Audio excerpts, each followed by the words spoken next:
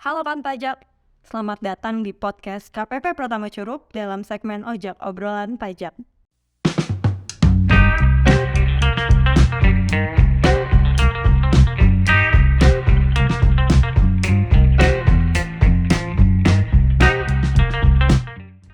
Nah kawan pajak, pada episode kali ini kita akan membahas lebih lanjut mengenai Peraturan Pemerintah Nomor 55 Tahun 2022, yaitu tentang pengaturan penyesuaian di bidang pajak penghasilan. Kira-kira apa aja sih yang disesuaikan dalam kebijakan tersebut? Nah, untuk itu telah hadir bersama kita narasumber yang sangat spesial pada episode kali ini. Kira-kira siapa ya? Ya, betul. Beliau adalah Bapak Weldy Menanda, Kepala Seksi Pengawasan KPP Pratama Curup. Halo Pak Weldy, mungkin bisa disapa dulu Pak kawan pajak yang ada di rumah. Kawan pajak yang ada di rumah. Baik, Bapak bagaimana Pak kabarnya Pak? Alhamdulillah baik. Alhamdulillah. Semoga kawan pajak di rumah juga selalu dalam keadaan sehat walafiat ya. Amin. Jadi melanjutkan bahasan yang sebelumnya nih Pak, kita kan masih dalam seri Peraturan Pemerintah Nomor 55. Jadi podcast sebelumnya juga mengenai itu ya Pak ya. Dalam bahasan kali ini kita akan membahas lebih dalam mengenai apa saja yang disesuaikan di dalam PP Nomor 55. Mungkin kawan pajak di rumah boleh dikasih tahu dulu nih Pak. Kira-kira PP Nomor 55 itu apa sih? Apa sih yang disesuaikan di dalam PP Nomor 55 di bidang pajak penghasilannya? Kemudian apakah ini merupakan bentuk pelaksanaan dari undang-undang sebelumnya? Oke. Ya, kawan pajak semuanya, mungkin sedikit kita menjelaskan ya terkait masalah Peraturan Pemerintah Nomor 55 ini. Peraturan Pemerintah Nomor 55 ini merupakan aturan penjelasan dari Undang-Undang Nomor 7 tentang Harmonisasi Peraturan Perpajakan tahun 2021, di mana di beberapa pasal di bagian pajak penghasilan itu sendiri disebutkan di sana akan diatur lebih lanjut dengan peraturan pemerintah. Sehingga muncullah peraturan pemerintah nomor 55 tahun 2022 ini. Peraturan pemerintah ini menjelaskan lebih rinci atas apa saja yang diatur di dalam Undang-Undang Nomor 7 terkait bab pajak penghasilan tadi, yang dimana diantaranya mungkin langsung saja saya sebutkan satu persatu kali ya, atau beberapa sekilas. Adalah tentang masalah objek pajak PPh sendiri, kemudian terkait pengecualian terhadap objek atau objek yang dikecualikan. Kemudian di sana ada juga tentang masalah biaya terkait memelihara, mendapatkan atau menagih penghasilan itu sendiri. Kemudian juga ada tentang masalah PTKP atau penyusutan batasan penghasilan bruto. Kemudian juga di dalamnya ada tentang masalah penyusutan, amortisasi, yaitu penyusutan juga tetapi terkait untuk harta yang tidak berwujud. Kemudian juga ada perjanjian internasional, kemudian ada terkait masalah hubungan istimewa, dan ada beberapa lagi yang terkait perligasian kewenangan juga ada di sana, yang mungkin jika memang waktunya memungkinkan nanti akan kita coba bahas. Baik. Nah, kira-kira apa sih Pak yang melatar belakangi terbitnya kebijakan ini? Ya, dalam kondisi yang kita ketahui bersama bahwa undang-undang terkait pajak penghasilan itu sendiri terakhir kali adalah Undang-Undang Nomor 36 Tahun 2008. Seiring dengan berjalannya waktu, proses bisnis dan segala sesuatu terkait kondisi ekonomi, transaksi ekonomi itu sudah jauh berubah, sehingga dirasa agar pajak juga mengupdate kondisi-kondisi yang ada. Karena penghasilan itu sendiri atau biaya yang timbul dari penghasilan yang kita peroleh itu atas aturan yang lama tidak beberapa hal sudah tidak relevan lagi, sehingga diperlukanlah akhirnya dibuat sebuah undang-undang, yaitu Undang-Undang Nomor 7 tentang Harmonisasi Peraturan Perpajakan. Di dalamnya ada terkait masalah ketentuan umum dan tata cara perpajakan, kemudian ada tentang pajak penghasilan, dan ada juga tentang pajak pertambahan nilai, di mana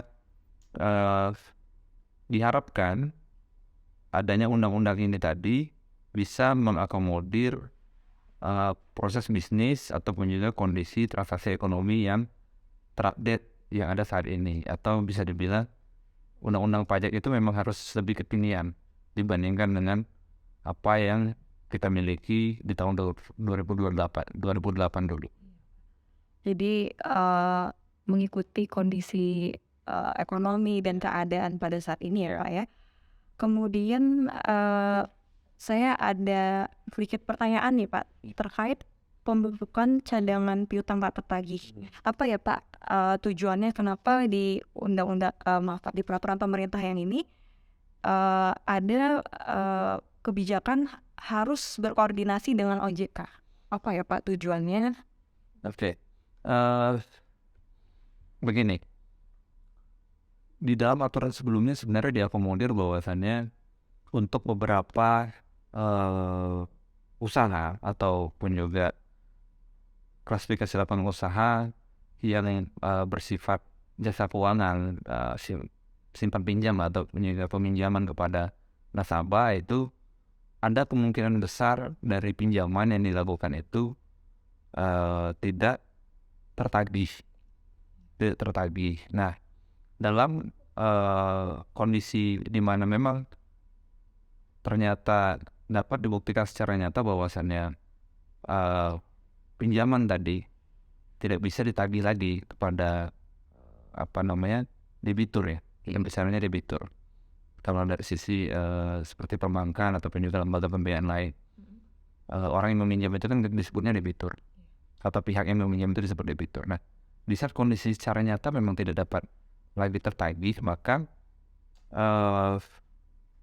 atas yang tadinya seharusnya bisa menjadi pendapatan di masa depan yang dimiliki oleh wajib pajak, itu bisa dibebankan kepada penghasilan yang dimiliki oleh wajib pajak itu sendiri, karena itu bagian daripada risiko usaha ya. Nah, tetapi atas pembebanan itu sendiri tidak bisa dilakukan secara tanpa perhitungan, ataupun juga kalau bisa dikatakan harus mendapatkan legalitas dari otoritas yang membidangi atau yang berwenang terhadap lembaga pembiayaan ataupun juga lembaga-lembaga keuangan tadi, dalam hal ini otoritas jasa keuangan. Sehingga di saat wajib pajak ingin mengakui bahwa itu menjadi biaya yang dibebankan terhadap penghasilan yang mereka punya di tahun tersebut, maka atas biaya ataupun juga atas pinjaman yang tidak dapat ditagih lagi itu memang harus memang wajar ya nilainya, tidak bisa asal-asalan gitu, tidak bisa tanpa perhitungan gitu. Yang kedua, memang atas biaya tadi atau pinjaman yang dibebankan tadi itu memang sesuai dengan aturan yang dimiliki oleh otoritas yang bersangkutan sendiri gitu. Karena saya yakin seperti OJK juga memiliki aturan-aturan terkait berapa yang harus dicadangkan, berapa yang bisa dibebankan, dan segala macamnya. Itu akhirnya karena pajak itu sendiri tidak lepas dari aspek-aspek dari undang-undang lain ya, dari undang-undang lain yang dimiliki oleh yang beririsan dengan usaha-usaha ataupun juga kementerian atau lembaga tertentu yang memang membidangi sesuatu yang terkait usaha ataupun juga biaya yang akan dimiliki oleh wajib pajak. Jadi sebagai agar suatu biaya itu dapat dipertanggungjawabkan. Ya, jadi dengan berkonsultasi dengan OJK berarti mendapatkan perizinan dari lembaga yang berwenang, ya, gitu ya Pak. Baik, terpenuhi ya Pak. Ya. Kemudian terkait WP Pak, wajib pajak yang dapat memilih masa manfaat lebih dari 20 tahun. Ini terkait penyusutan ya Pak ya. Apa sih Pak manfaat yang akan didapatkan oleh wajib pajak? Oke. Untuk wajib pajak, seperti kita ketahui, aturan yang lama membatasi bahwasannya umur ekonomis dari sebuah bangunan itu adalah 20 tahun. Tetapi pada kenyataannya di tahun berjalan sepanjang mendekati 20 tahun itu, wajib pajak pastinya akan melakukan beberapa perbaikan agar bangunan atau gedung tadi itu bisa memiliki kelayakan yang masih cukup baik dan bisa digunakan oleh wajib pajak untuk menjalankan usahanya. Nah, di sisi yang lain, jika memang masa manfaat tadi hanya terbatas 20 tahun, sedangkan secara fakta gedung tersebut masih digunakan dan masih layak, maka eh, yang ada nilai buku ataupun juga nilai dari gedung itu menjadi bisa dikatakan habis gitu. Nah, di sisi tertentu seperti aspek semisalnya terkait pinjaman misalnya gitu, wajib pajak ingin melakukan pinjaman itu biasanya ada beberapa kolateral atau jaminan yang disyaratkan. Nah, jika umur daripada ekonomi sudah habis atau nilai bukunya sudah tidak ada lagi, maka kemungkinan besar itu tidak bisa dijadikan bagian daripada pinjaman ataupun juga jaminan dari wajib pajak kepada pihak pemberi pinjaman tadi. Kemudian juga terkait masalah yang kedua, jika wajib pajak itu sendiri ada kondisi di mana ekspansi misalnya, ada peleburan seperti merger, akuisisi dan segala macam, maka ada beberapa aset yang bersifat tetap itu memang akan dilakukan penghitungan kembali berapa nilai sebenarnya. Nah, jika nilai yang tadi ada itu mendekati nol atau habis karena sudah mendekati 20 tahun, maka dia tidak akan lagi mencerminkan kondisi pada waktu dilakukan penilaian kembali tadi atau price price aset tadi, sehingga diharapkan dalam sisi pencatatan atau pembukuannya dengan adanya umur ekonomis yang lebih panjang, selisih antara nilai buku yang dimiliki oleh wajib pajak atas aset tetapnya tadi berupa gedung atau bangunan tadi tidak terlalu jauh dibandingkan dengan nilai wajar yang akan dihitung ulang oleh pihak ketiga ataupun juga para appraisal tadi. Itu mungkin manfaatnya yang bisa dimiliki oleh wajib pajak terkait umur ekonomis atau masa manfaat yang atas gedung atau bangunan yang lebih dari 20 tahun. Jadi mungkin kembali lagi nih ya Pak ke latar belakang kebijakan ini diterbitkan, yaitu untuk memberi asas keadilan ya bagi wajib pajak. Ya, selanjutnya Pak, kira-kira nih Pak untuk biaya promosi ya Pak. Oke. Ya, biaya promosi itu kan ada prasyaratnya ya Pak supaya dapat dibebankan sebagai biaya ya Pak. Yang pertama ada untuk mempertahankan atau meningkatkan penjualan, kemudian ada dikeluarkan secara wajar dan menurut adat perdagangan yang baik ya. Nah, kira-kira bagaimana sih cara kita sebagai fiskus ya Pak, selaku fiskus untuk melakukan pengawasan? Ya, tadi kan memang ada beberapa syarat ya.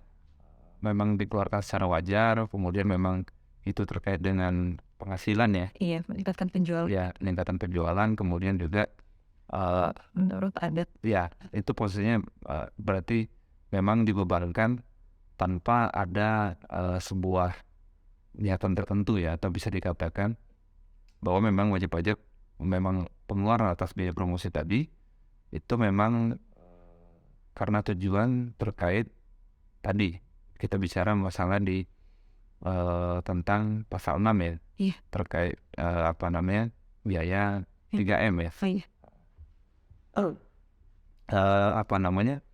Dalam konteks ini memang ada beberapa hal jika yang kita temukan selama ini ya, di saat wajib pajak membebani biaya promosi, ada beberapa. Yang pertama, ternyata biaya promosi yang dibebankan itu tidak memiliki korelasi langsung terhadap penjualan gitu loh.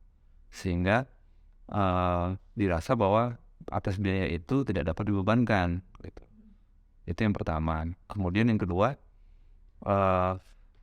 ternyata memang ada hubungannya, tetapi tidak memberikan efek terhadap peningkatan omset gitu. Sedangkan biaya yang dikeluarkan lebih tinggi daripada biaya yang dikeluarkan di tahun sebelumnya misalnya gitu. Contoh misalnya atas omset dengan nilai 100. Selama ini ada biaya promosi dengan nilai 20.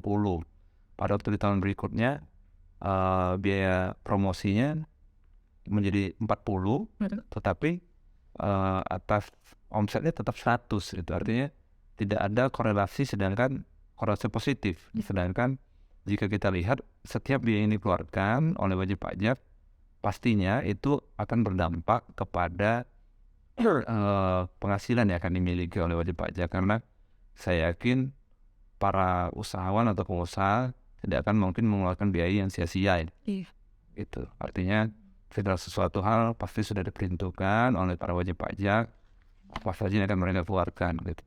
Dan pastinya tadi kembali lagi seharusnya memang dapat meningkatkan penjualan. Di sisi yang lain tidak dikatakan di sana wajar ya. Ya, komponen biaya promosi itu adalah salah satu biaya mungkin yang cukup besar ya di dalam komponen biaya yang akan dimiliki oleh wajib pajak terkait memperoleh penghasilannya. Tetapi pastinya besarnya komponen biaya tadi juga tidak akan mungkin melebihi biaya-biaya tertentu yang memang secara aturan memang besar gitu. Atau misal memang seperti contoh begini. Kalau saya memandang biaya promosi itu adalah bersifat variable cost ya. Artinya biaya yang dikeluarkan itu kembali lagi tergantung kepada besaran omset yang akan dimiliki. Tidak akan mungkin melebihi dari biaya yang bersifat tetap. Bersifat tetap itu seperti apa Pak? Contoh seperti misalnya gaji pegawai gitu. Itu bersifat tetap. Artinya walaupun perusahaan di tahun itu akan vakum untuk sementara waktu selama tidak ada kegiatan PHK, kemungkinan besar kan gaji akan tetap harus dibayarkan kepada karyawan ya. Berbeda dengan tadi biaya promosi. Biaya promosi di saat tidak ada lagi produksi di sana, ataupun juga di tahun itu vakum tidak ada produksi, maka biaya promosi tidak mungkin akan keluar.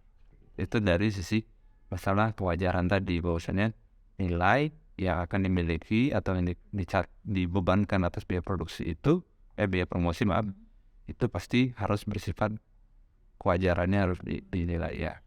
Kemudian tadi masalah berdasarkan adat niatan yang baik ya gitu. Artinya memang jangan sampai pembebanan biaya promosi itu sendiri itu tadi kembali lagi kepada nature bisnis dari sebuah usaha.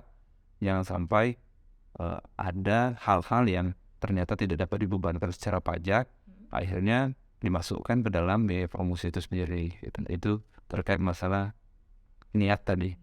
Jadi memang setiap biaya yang dicantumkan itu harus dapat dipertanggungjawabkan ya Pak. Ini mungkin yang menarik bagi saya nih Pak nih. Jadi ada penyesuaian juga terkait tarif PPh badan ya Pak. Jadi di sini ada juga fasilitas PPh lebih rendah 3% dari tarif PPh badan yang sebelumnya berlaku yaitu 22%. Itu syaratnya apa sih Pak? Kalau dilihat kan ini adalah perusahaan yang bersifat go public ya. Bukan perusahaan, setahu saya, sepemahaman saya itu perusahaan yang memang bukan dimiliki secara privasi gitu atau private. Perusahaan yang kondisinya dimiliki sahamnya oleh publik atau masyarakat gitu, di mana persyaratan itu paling sedikit pemilik daripada saham perusahaan tadi paling sedikit 300 pihak ya. 300 pihak. Kemudian masing-masing pihak itu hanya boleh memiliki saham tidak lebih dari 5% atau kurang dari 5% ya. Gitu, karena sehingga tidak ada saham mayoritas di sana gitu. Dan dari saham itu juga sudah di-store penuh.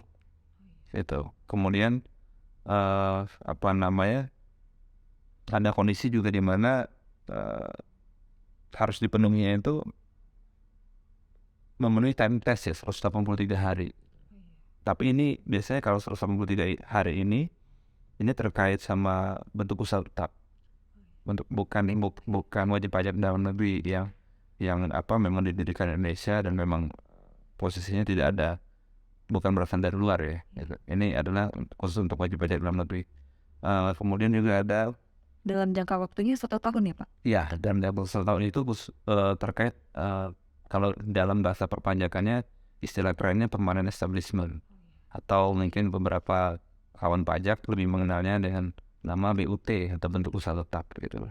Itu adalah unit usaha yang dimiliki oleh wajib pajak luar negeri, kemudian berada di Indonesia untuk menjual produk lah ya, menjual produk apakah itu jasa atau barang di Indonesia gitu. Mungkin sedikit informasi nih Pak, jadi bagi kawan pajak, jadi tarif PPh badan itu masih tetap di 22% ya Pak? Ya betul. Tetapi bagi wajib pajak tertentu yang memenuhi kriteria dapat mendapatkan fasilitas lebih rendah 90%, seperti yang telah disampaikan sebelumnya oleh Bapak Roldi ya. Kemudian terakhir saya ingin bertanya nih Pak, kalau untuk natura dan kenikmatan nih Pak. Ya. Mungkin di refresh juga nih Pak, natura dan kenikmatan itu kan tadi perbedaannya. Natura itu pemberian berupa barang seperti beras, gula dan lain-lain atau sembako. Kemudian kalau kenikmatan itu kan fasilitas, misalnya tadi ada perumahan, kemudian ada kendaraan dinas. Nah, di PP nomor 55 itu penyesuaiannya apa ya Pak terkait natura? Penyesuaian terkait natura ya, nggak apa-apa ya, sambil buka lagi gitu, jangan lupa lagi. Oh ini, oke ya begini. Selama ini natura ataupun juga kenikmatan itu bisa dibebankan, atau dalam istilahnya deductible expense, atau biaya yang dapat dibebankan untuk mengurangi penghasilan dari wajib pajak. Tetapi ini ada persyaratan di mana biasanya terkait dengan daerah-daerah tertentu, seperti misalnya perusahaan-perusahaan pertambangan ataupun juga perkebunan yang berada di pedalaman. Kemudian juga ada beberapa yang perusahaan-perusahaan yang memiliki tingkat risiko kerja yang tinggi ya, sehingga membutuhkan beberapa perlengkapan keamanan dan segala macam. Nah inilah yang di aturan yang lama bahwa yang hanya bisa dibebankan natura ataupun juga kenikmatan itu untuk wajib pajak yang memiliki klasifikasi lapangan usaha seperti itu.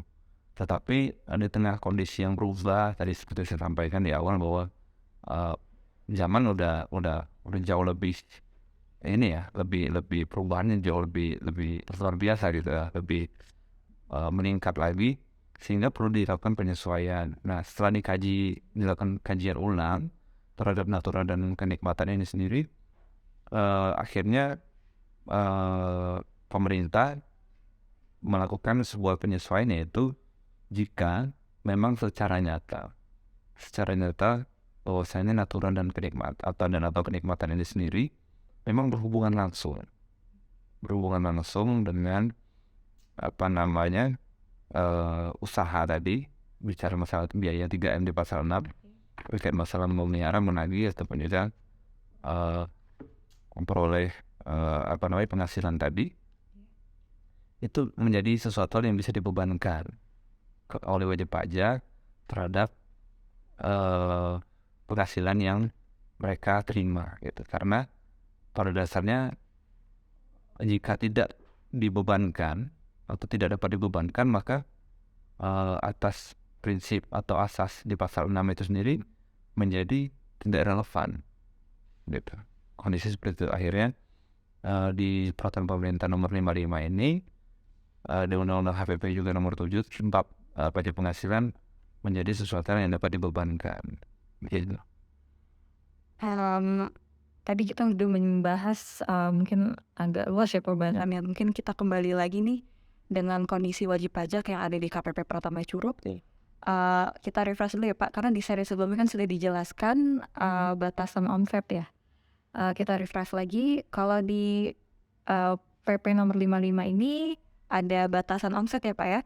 Jadi untuk wajib pajak pelaku usaha UMKM itu tidak langsung atas omset yang didapatkan dalam 1 bulan dikenakan tarif 0,5%. Jadi ada batasannya, itu besarannya Rp500 juta ya Pak ya?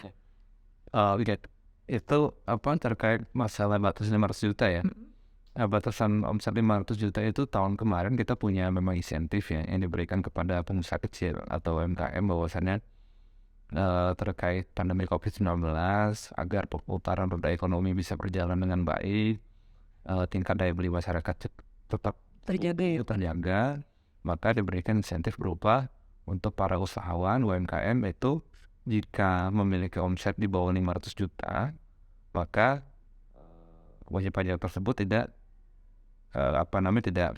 perlu atau tidak wajib untuk melakukan pembayaran pajak UMKM atas penghasilan yang dimiliki.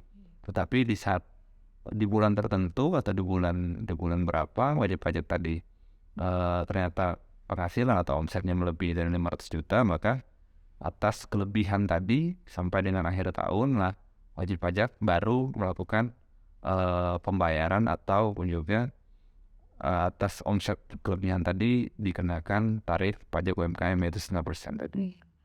Kemudian nih Pak, mungkin yang lebih relate ya dengan kondisi wajib pajak di lingkungan KPP Pratama Curup adalah ada penyesuaian PTKP ya Pak. Ya. Kira-kira gimana tuh Pak untuk penyesuaiannya?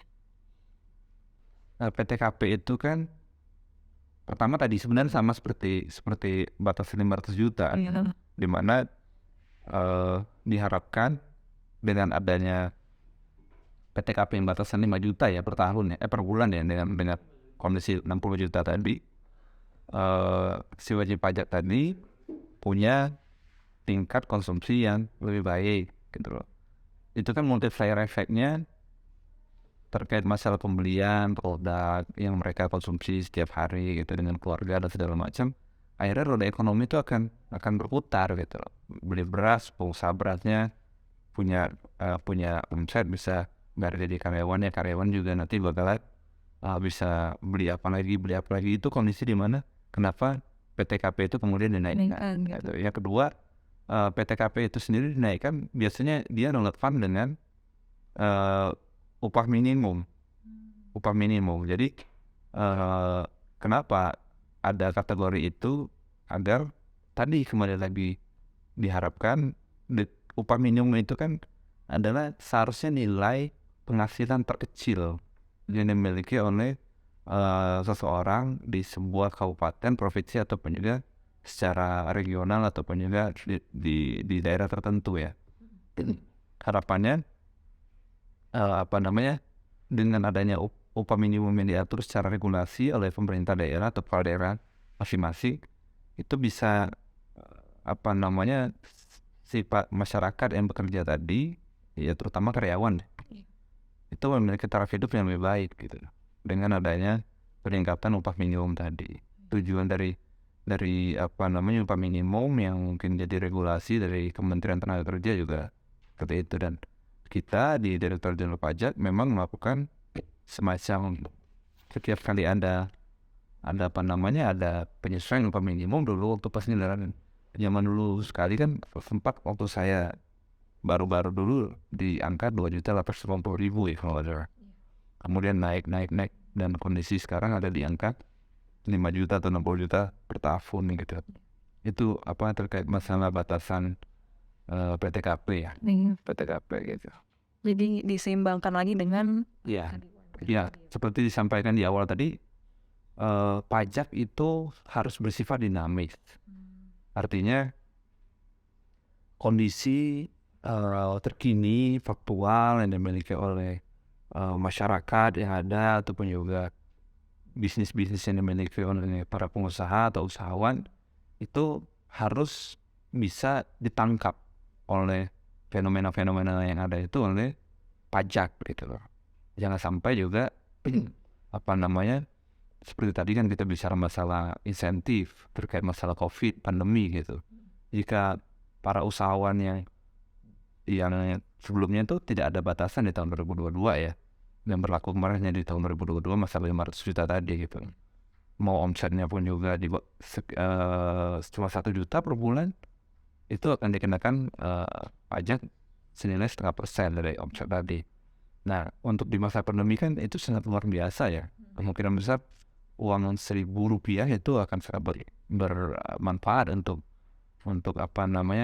wajib pajak ataupun juga para pelaku ekonomi kecil gitu. Sehingga emang kembali lagi tadi, pajak harus bisa selalu bersifat dinamis, menangkap ke kondisi yang ada agar tadi asas pemajakan bahwasannya itu harus berkeadilan memang dibebankan kepada memang yang memang mampu, itu memang bisa diterapkan. Itulah kenapa peraturan terkait perpajakan itu sendiri terus-menerus berubah, terutama mungkin di penghasilan ya, pajak penghasilan. Kalau pajak pertambahan nilai mungkin kita bicara untuk pelaku usaha yang sifatnya besar, tapi kalau pajak penghasilan dari mulai masyarakat yang memiliki penghasilan harian mungkin yang bisa jadi juga bersifat fluktuatif tidak tetap, itu sangat berdampak pasti. Itu untuk aturan terkait pajak penghasilan itu jauh lebih sensitif dan jauh lebih mengatur sampai ke dini terbawah atau terkecil. Oh, iya. Baik, itu tadi yang sangat dekat ya Pak dengan kondisi wajib pajak di lingkungan KPP Pratama Curug. Terima kasih banyak Bapak, materi yang telah disampaikan sangat luar biasa. Demikianlah tadi obrolan kita dengan Bapak Weldy Mananda, Kepala Seksi Pengawasan KPP Pratama Curug. Semoga wajib pajak yang di rumah mendapatkan pencerahan ya Pak atas materi yang telah kita sampaikan pada episode kali ini. Saya Ahli Satmalia selaku podcaster dan Bapak Weldy Mananda pamit undur diri. Sampai jumpa di Ojek episode berikutnya. Wabillahi taufiq wal hidayah. Assalamualaikum warahmatullahi wabarakatuh. Assalamualaikum warahmatullahi wabarakatuh.